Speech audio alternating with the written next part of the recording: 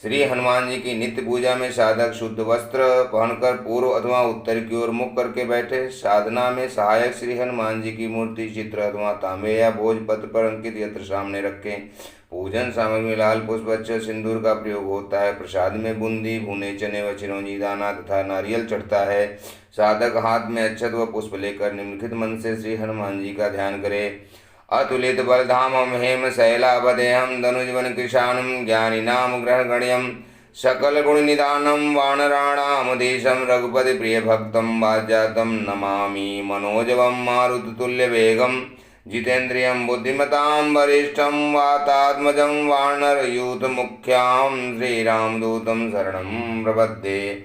इसके उपरांत पुष्प अक्षत आदि अर्पित कर चालीसा का पाठ करें। पाठ समाप्त कर ओम हनु हनु हनुमते नमः मंत्र का चंदन आदि की माला से 108 बार जाप विशेष फलदायी है। दोस्तों, आज मैं आपको हनुमान चालीसा का हिंदी अनुवाद सुनाता हूँ। श्री गुरुजी महाराज के चरण कमलों की धूलि से अपने मन रूपी दर्पण को पवित्र करके श्री रघुवीर के निर्मल यश का वर्णन करता हूँ, जो चारों फल धर्म अर्थ काम और मोक्ष देने वाला है। हे पवन कुमार, मैं आपका स्मरण करता हूँ। आप तो जानते हैं कि मेरा शरीर और बुद्धि निर्बल है। मुझे शारीरिक बल, सद्बुद्धि एवं ज्ञान दीजिए और मेरे दुखों व दोषों का नाश कर दीजिए। श्री हनुमान जी, आपकी जय हो। आपका ज्ञान और गुण अथाह है। हे कपीश्वर, आपकी जय हो। तीनों लोकों स्वर्गलोक, भूलोक और पाताल लोक में आपकी कीर्ति है। हे पवन सुत अंजनी नंदन श्री रामदूत, आपके समान दूसरा कोई बलवान नहीं है। हे महावीर बजरंगबली, आप विशेष पराक्रम वाले हैं। आप दुर्बुद्धि को दूर करते हैं और अच्छी बुद्धि वालों के सहायक हैं। आप सुनहले रंग, सुंदर वस्त्रों, कानों में कुंडल और घुंघराले बालों में सुशोभित हैं। आपके हाथ में वज्र और ध्वजा है तथा कंधे पर मूंज का जनेऊ शोभायमान है। हे शंकर के अवतार, हे केसरी नंदन, आपके पराक्रम और महान यश की संसार भर में वंदना होती है। आप प्रकांड विद्या निधान हैं, गुणवान और अत्यंत कार्यकुशल होकर श्री राम काम करने के लिए उत्सुक रहते हैं। आप श्री राम के चरित्र सुनने में आनंद रस लेते हैं। श्री राम, सीता और लक्ष्मण आपके हृदय में बसते हैं। आपने अपना बहुत छोटा रूप धारण करके सीता माँ को दिखाया तथा भयंकर रूप धारण करके लंका को जलाया। आपने विकराल रूप धारण करके राक्षसों को मारा और श्री रामचंद्र के उद्देश्यों को सफल बनाने में सहयोग दिया। आप संजीवनी बूटी लाकर लक्ष्मण जी को पिलाया, जिससे श्री रघुवीर ने हर्षित होकर आपको अपने हृदय से लगा लिया।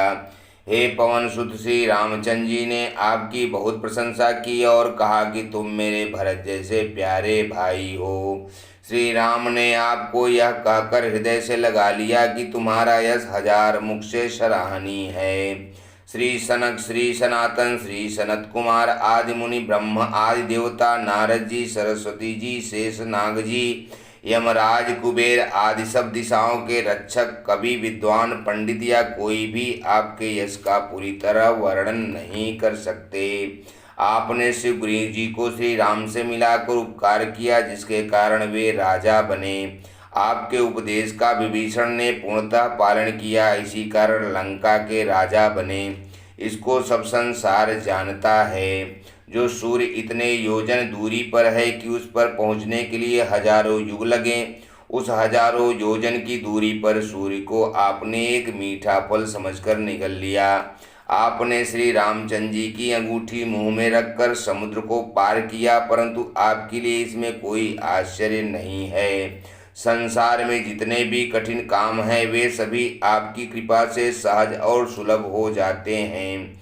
श्री रामचंद्र जी के द्वार के आप रखवाले हैं, जिसमें आपकी आज्ञा के बिना किसी को प्रवेश नहीं मिल सकता। अर्थात श्री राम कृपा पाने के लिए आपको प्रसन्न करना आवश्यक है। जो भी आपकी शरण में आते हैं, उन सभी को आनंद एवं सुख प्राप्त होता है। और जब आप संरक्षक हैं, तो फिर किसी का डर नहीं रहता। आपके सिवाय आपके वेग को कोई नहीं रोक सकता। आपकी गर्जना से तीनों लोग कांप जाते हैं। हे पवन पुत्र, आपका महावीर हनुमान जी नाम सुनकर भूत पिशाच आदि दुष्ट आत्माएं पास भी नहीं आ सकती। श्री मेदिनीपुर वाले जी महाराज, वीर हनुमान जी, आपका निरंतर जप करने से सब रोग नष्ट हो जाते हैं और सब कष्ट दूर हो जाते हैं। हे हनुमान जी, विचार करने में, कर्म करने में और बोलने में जिनका ध्यान आप में लगा रहता है, उनको सब दुखों से आप दूर कर देते हैं। तपस्वी राजा श्री रामचंद्र जी सबसे श्रेष्ठ हैं। उनके सब कार्यों को आपने सहज में कर दिया। जिस पर आपकी कृपा हो, ऐसी जीवन में कोई भी अभिलाषा करे तो उसे तुरंत फल मिल जाता है। जीव जिस फल के विषय में सोच भी नहीं सकता वह मिल जाता है, अर्थात सारी कामनाएं पूरी हो जाती हैं। आपका यश चारों युगों सतयुग, त्रेता, द्वापर तथा कलयुग में फैला हुआ है। संपूर्ण संसार में आपकी कीर्ति सर्वत्र प्रकाशमान है। हे श्री राम के दुलारे, आप साधु और संतों तथा सज्जनों की रक्षा करते हैं तथा दुष्टों का सर्वनाश करते हैं। हे हनुमंत लाल जी, आपको माता श्री जानकी जी से ऐसा वरदान मिला हुआ है जिससे आप किसी को भी आठों सिद्धियां और नवनिधियां सब प्रकार की संपत्ति दे सकते हैं। आप निरंतर श्री रघुनाथ जी की शरण में रहते हैं, जिससे आपके पास वृद्धावस्था और असाध्य रोगों के नाश के लिए राम नाम रूपी औषधि है। आप भजन करने से श्री राम जी प्राप्त होते हैं और जन्म जन्मांतर के दुख दूर होते हैं, इसलिए आपका भजन करते रहना चाहिए। अंत समय श्री रघुनाथ जी के धाम को जाते हैं और यदि फिर भी मृतलोक में जन्म लेंगे तो भक्ति करेंगे और श्री राम भक्त कहलाएंगे। हे हनुमान जी, आपकी सेवा करने से सब प्रकार से सुख मिलते हैं, फिर किसकी देवता की पूजा करने की आवश्यकता नहीं रहती।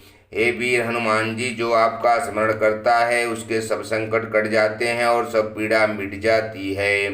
हे स्वामी हनुमान जी, आपकी जय हो, जय हो, जय हो। आप मुझ पर कृपालु श्री गुरु जी के समान कृपा कीजिए। जो कोई इस हनुमान चालीसा का 100 बार पाठ करेगा वह सब बंधनों से छूट जाएगा और उसे परमानंद मिलेगा। भगवान शंकर ने यह चालीसा लिखवाया, इसलिए वे साक्षी हैं कि जो इसे पढ़ेगा उसे निश्चय ही सफलता प्राप्त होगी। हे नाथ हनुमान जी, तुलसीदास सदा ही श्री राम का दास है, इसलिए आप उसके हृदय में निवास कीजिए। हे संकट मोचन पवन कुमार, आप आनंद और मंगलों के स्वरूप हैं। हे देवराज, आप श्री राम, सीता जी और लक्ष्मण सहित मेरे हृदय में निवास कीजिए।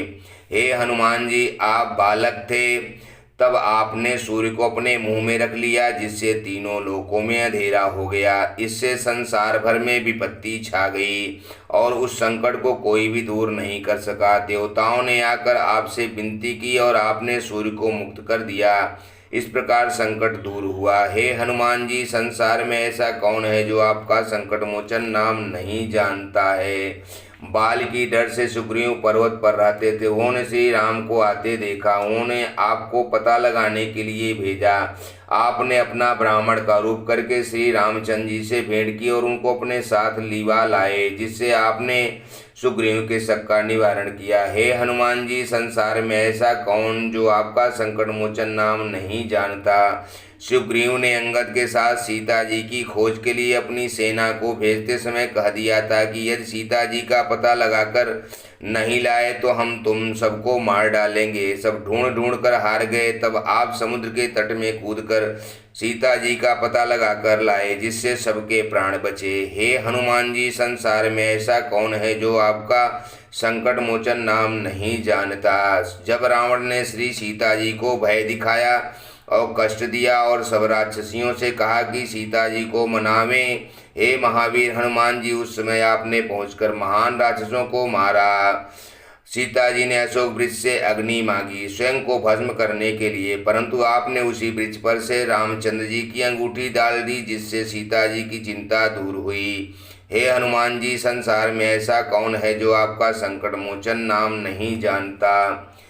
रावण के पुत्र मेघनाथ ने बाण मारा जो लक्ष्मण जी की छाती पर लगा और उनके प्राण संकट में पड़ गए। तब आप ही सुषेण वैद्य को घर सहित उठा लाए और द्रोणाचल पर्वत सहित संजीवनी बूटी ले आए, जिससे लक्ष्मण जी के प्राण बचे गए। हे हनुमान जी, संसार में ऐसा कौन है जो आपका संकट मोचन नाम नहीं जानता। रावण ने घोर युद्ध करते हुए सबको नागपाश में बांध लिया। तब श्री रघुनाथ सहित सारे दल में यह मोह छा गया कि यह तो बहुत भारी संकट है। उस समय हे हनुमान जी, आपने गरुड़ जी को लाकर बंधन को कटवा दिया, जिससे संकट दूर हुआ। हे हनुमान जी, संसार में ऐसा कौन है जो आपका संकट मोचन नाम नहीं जानता। जब अहिरावण श्री रघुनाथ जी को लक्ष्मण सहित पाताल को ले गया और भली भांति देवी जी की पूजा करके सबके परामर्श से निश्चय किया कि इन दोनों भाइयों की बलि दूंगा, उसी समय आपने वहां पहुंचकर अहिरावण को उसकी सेना सहित मार डाला। हे हनुमान जी, संसार में ऐसा कौन है जो आपका संकट मोचन नाम नहीं जानता। हे महावीर, आपने बड़े बड़े देवों के कार्य संवारे हैं। अब आप देखिए और सोचिए कि मुझ दीनहीन का ऐसा कौन सा संकट है जिसको आप दूर नहीं कर सकते। हे महावीर हनुमान जी, हमारा जो कुछ भी संकट हो आप उसे शीघ्र ही दूर करें दीजिए। हे हनुमान जी, संसार में ऐसा कौन है जो आपका संकट मोचन नाम नहीं जानता। आपका शरीर लाल है, आपकी पूंछ लाल है और आपने लाल सिंदूर धारण कर रखा है। आपके वस्त्र भी लाल हैं, आपका शरीर वज्र है और आप दुष्टों का नाश करते हैं। हे हनुमान जी, आपकी जय हो, जय हो, जय हो। जय सिया राम, जय जय सिया राम।